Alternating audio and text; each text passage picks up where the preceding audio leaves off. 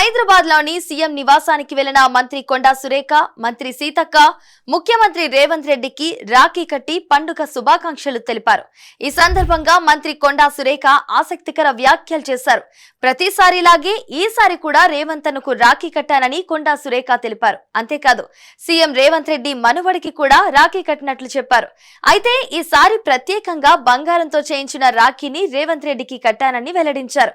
ముఖ్యమంత్రి రేవంత్ రెడ్డి గారికి కూడా నేను రాఖీ కట్టి రావడం జరిగింది. వారికి కూడా మా ఆడబడుచులందరి దీవెన కూడా ఉంటుంది. వారి మంచి సుపరిపాలన అందించాలని, తెలంగాణను అన్ని రంగాల్లో అభివృద్ధి పథంలో నడిపించడానికి వారికి శక్తిని యుక్తిని ఇవ్వాలని, వారి ఆశీర్వాదం కూడా మా ఆడపడుచులందరి మీద కూడా ఉండాలి అని చెప్పి మరి కోరుకుంటూ మళ్ళీ ఒకసారి మీ మీడియా పరంగా ప్రపంచవ్యాప్తంగా రాఖీ పండుగ జరుపుకుంటున్న ప్రతి ఒక్కరికి కూడా రాఖీ పండుగ శుభాకాంక్షలు తెలియజేస్తూ, రాజకీయాల్లో ఎన్ని విభేదాలు వివాదాలు ఉన్నా వ్యక్తిగత బంధాలు, ఆత్మీయత, విలువలను వాటికి దూరంగా ఉంచాలనే సందేశాన్ని ఈ సందర్భంగా ఇద్దరు చాటి చెప్పినట్టుగా కనిపిస్తోంది.